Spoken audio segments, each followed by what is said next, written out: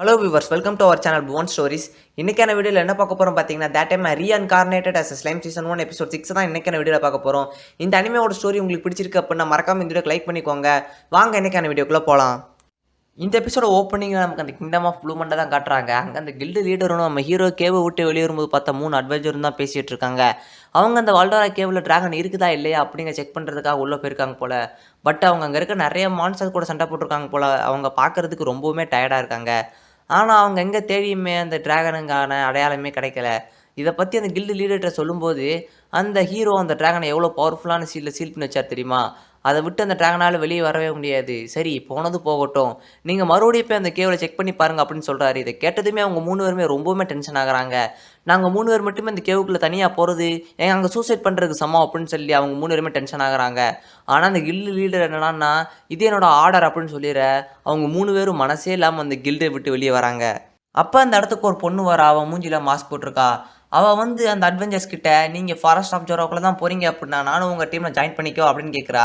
இதை கேட்ட அந்த டீம் லீடர் கொஞ்சம் யோசிச்சுட்டு இருக்கும்போதே அந்த பொண்ணு கண்டிப்பாக நீங்கள் எங்களோட டீமில் ஜாயின் பண்ணிக்கலாம் அப்படின்னு சொல்கிறா. இதை கேட்டதுமே அந்த டீம் லீடர் நான் தான் முடிவு எடுக்கணும் அப்படின்னு சொல்கிறான். ஆனால் அந்த பொண்ணு என்னடான்னா, நாம் அந்த ஃபாரஸ்ட்குள்ளே போகும்போது நிறையா மான்ஸ்டர்ஸ் நம்மளை அட்டாக் பண்ணும், அதனால் நம்ம பார்ட்டியில் ஆள் எக்ஸ்ட்ரா இருக்கிறது நமக்கு சேஃப்டி தான் அப்படின்னு சொல்கிறா. இதுக்கு அந்த டீம் லீடரும் ஒத்துக்கிறோம். இப்போ நம்ம ஹீரோவை தான் காட்டுறாங்க. அவரும் ராங்காவும் ஒரு ஆத்தங்கர ஓரமாக நின்று பேசிகிட்டு இருக்கும்போது நம்ம ஹீரோ பிளாக் லைட்னிங் அப்படிங்கிற ஒரு அட்டாக் யூஸ் பண்ணுறாரு. அந்த அட்டாக் ரொம்பவுமே பவராக இருக்குது. அது ஆற்றுக்கு நடுவில் இருக்க ஒரு கல்லை சுக்காக உடச்சிருது. அது மட்டும் இல்லாமல் ஆற்றுக்கு சென்டரில் தண்ணியே இல்லாத மாதிரி ஆக்கிடுது. எப்போ நம்ம ஹீரோ வில்லேஜுக்கு தான் வராரு, அவர் அங்கே வந்து பார்க்கும்போது அந்த டார்ஃப் 4 பேருமே நிறைய விஷயத்த அந்த காப்ளின்ஸுக்கு சொல்லி கொடுத்துட்ருக்காங்க. கைஜி என்னடான்னா பிளாக் ஸ்மித் அப்படிங்கிற விஷயத்த சொல்லி கொடுத்துட்ருக்காரு. அதில் அந்த பிரதர்ஸ் என்னடான்னா லெதர்ஸை வச்சு எப்படி ட்ரெஸ்ஸஸ் மேக் பண்ணுறது, ஏன்னா கோல்டை வச்சு எப்படி நகைகள் செய்கிறது, அது மட்டும் இல்லாமல் இன்னொரு பிரதர் என்னடான்னா ஸ்ட்ரக்சர்ஸ் எப்படி பில்ட் பண்ணுறது அப்படிங்கிற மாதிரி சொல்லி கொடுத்துட்ருக்காரு.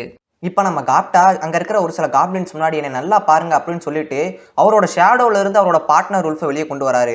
இதை பார்த்து நம்ம ஹீரோவே ஒரு செகண்ட் ஆடி போயிடுறாரு. ஏன்னா ஷேடோவிலேருந்து உல்ஃபை கொண்டு வரது இப்போ தான் அவர் ஃபஸ்ட் டைம் பார்க்குறாரு. இது கிட்டத்தட்ட ஒரு சம்மனிங் மாதிரி தான். இப்போ தான் நம்ம ஹீரோக்கு ஞாபகமே வருது, நம்ம காப்டாவை அந்த ஜெயிலில் தலைகளை தொங்க விட்டு அப்படியே மறந்துட்டு வந்துட்டாரு.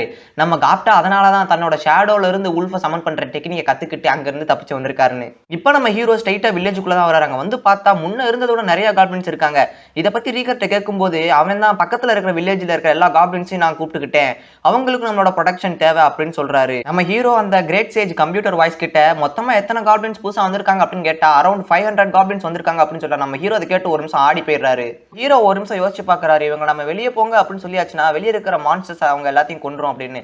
அதனால நம்ம ஹீரோ அவங்க எல்லாத்தையுமே நம்மளோட வில்லேஜுக்குள்ள அக்செப்ட் பண்ணிக்கிறேன் அப்படின்னு சொல்றாரு. அடுத்த நிமிஷமே அவங்க 500 பேத்துக்கு பேரை வச்சுட்டு நம்ம ஹீரோ 3 நாள் ஸ்லீப்பிங் மோடுக்கு போயிடுறாரு. இந்த இடத்துக்கு ரீகர் வேமா ஓடி வந்து நம்ம ஹீரோ கிட்ட லார்ட் ரீமரு நம்ம வில்லேஜுக்கு பக்கத்துல 4 புது ஸ்பீசிஸ் வந்துகிட்டு இருக்காங்க அப்படின்னு சொல்றாரு. நம்ம ஹீரோ அவங்க 4 பேருமே மான்ஸ்டர்ஸ் அப்படின்னு கேட்கும்போது இல்ல மை லார்ட் அவங்க 4 பேருமே ஹியூமன்ஸ் அப்படிங்கிறத சொல்றாரு. நம்ம ஹீரோ ஒரு நிமிஷம் யோசிக்கிறாரு, ஹியூமன்ஸ் எதுக்காக நம்ம வில்லேஜுக்கு வர போறாங்க அப்படின்னு யோசிச்சுட்டு இருக்கும்போது அவங்க மென்ஷன் பண்றது வேற யாருமே இல்லைங்க, நம்ம அட்வென்ச்சர்ஸ் டீம் தான். உடனே அந்த அட்வென்ச்சர்ஸ் டீம் தான் காட்டுறாங்க. அவங்களுக்கு பின்னாடி ஒரு பெரிய சைஸ் எறும்பு கூட்டமே துரத்திட்டு வந்துகிட்டு இருக்கு. இப்ப திடீர்னு அந்த மாஸ்க் போட்ட பொண்ணு, அந்த பொண்ணு பேர் சீசு, அவ ஸ்டைலா திரும்பி நிக்கிறா. என்ன பண்ண போறா அப்படின்னு பார்த்தா அவளோட ஸ்வாட்ல ஃப்ளேம் பத்திக்குது. அந்த சீசு என்னடான்னா அந்த எறும்பு கூடலாம் செம்ம ஸ்டைலா சண்டை போட்டுட்டு இருக்கா. அவ ஃப்ளேம் படுற இடம் எல்லாமே பாம் மாதிரி சும்மா பிளாஸ்ட் ஆகிக்கிட்டே இருக்கு. அவ வேற லெவல்ல அங்க இருக்கிற எறும்பு மான்ஸ்டர்ஸ் எல்லாத்தையுமே கொண்டு வர்றா. இதை பார்த்து அவங்க 3 பேருமே வாயடைச்சு போயிடுறாங்க. அப்பா அங்க இருந்த ஒரு எறும்பு திடீர்னு நம்ம சீசு அட்டாக் பண்ண வர நம்ம சீசுவும் அதை எடுத்து சண்டை போட ரெடியா நிக்கிறா. அப்ப அவளுக்கு என்னாச்சுன்னு தெரியல, திடீர்னு அவ பேரலைஸ் ஆயிடுறா. இப்ப எங்க இருந்தோ அந்த இடத்துக்கு ஒரு பிளாக் லைட்னிங் வருது.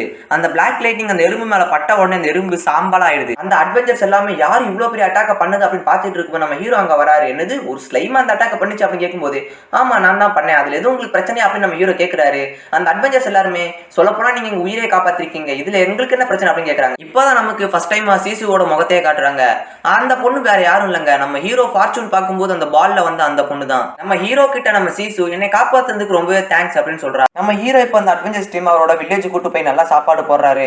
அவங்க எல்லாருமே அந்த சாப்பாடை சும்மா வெளுத்து கட்டிக்கிட்டு இருக்காங்க. அப்ப நம்ம ஹீரோ அந்த அட்வென்ச்சர்ஸ் டீமோட லீடர் கிட்ட நீங்க எதுக்காக இந்த ஜோரா ஃபாரஸ்ட்குள்ள வந்தீங்க அப்படின்னு கேட்கிறாரு. பதிலுக்கு அந்த அட்வென்ச்சர்ஸ் டீமோட லீடரோ நாங்க ஒன்னும் இந்த ஜோரா ஃபாரஸ்ட்டுக்கு வரல சார், அதுக்கு அந்த பக்கம் இருக்கிற அந்த வல்டோரா கேவுக்கு தான் போக ட்ரை பண்ணிக்கிட்டு இருந்தோம், அப்பதான் தெரியாம இந்த பெரிய சைஸ் எறும்பு மான்ஸ்டர் கிட்ட மாட்டிக்கிட்டோம்.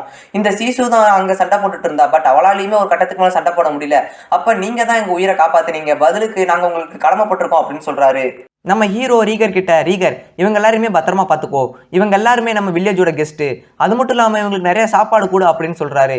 இப்போ நம்ம சீசுவும் நம்ம ஹீரோவும் தான் தனியாக நின்று பேசிகிட்டு இருக்காங்க. நம்ம சீசு ஹீரோ கிட்ட நான் ஒரு ரீஇன்கார்னேட்டட் அப்படிங்கிற விஷயத்த சொல்றா.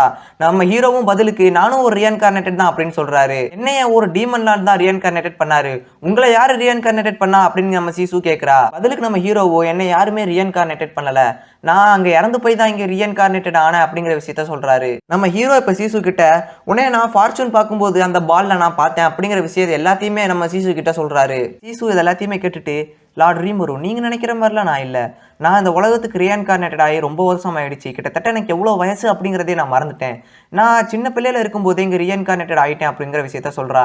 அது மட்டும் இல்லாமல் நான் நம்ம ஜப்பானை ரொம்ப மிஸ் பண்ணுறேன், அங்கே நான் ரீஇன்கார்னேட்டட் போது வார் நடந்துட்டு இருந்துச்சு, அதுக்கப்புறமா நான் ஜப்பானுக்கு என்ன ஆச்சு அப்படிங்கிற விஷயமே எனக்கு தெரியாது அப்படின்னு சொல்கிறா. நம்ம ஹீரோ நம்ம கம்ப்யூட்டர் வாய்ஸ் கிட்ட உன்னால் ஜப்பானை விஷுவலாக காட்ட முடியுமா அப்படின்னு கேட்குறாரு. நம்ம ஹீரோ சீசு கிட்ட அவர் ரீஇன்கார்னேட்டட் ஆனதுக்கப்புறம் ஜப்பான் எப்படியெல்லாம் மாறிச்சு அப்படிங்கிற விஷயம் எல்லாத்தையுமே விஷுவலாக காட்டிக்கிட்டு இருக்காரு. இதை பார்த்து நம்ம சீசுவே ஒரு செகண்ட் ஆடி போயிட்டா, ஏன்னா ஜப்பான் பார்க்க அவ்வளோ அழகா இருக்கு. இப்படி அவங்க பார்த்துக்கிட்டு இருக்கும்போது அந்த இடத்துக்கு கைஜி வந்து, லார்ட் ரீமரு உங்ககிட்ட சொல்ல ஒரு முக்கியமான விஷயம் இருக்கு அப்படின்னு சொல்றாரு. இந்த இடத்துல இந்த எபிசோடும் முடியுது.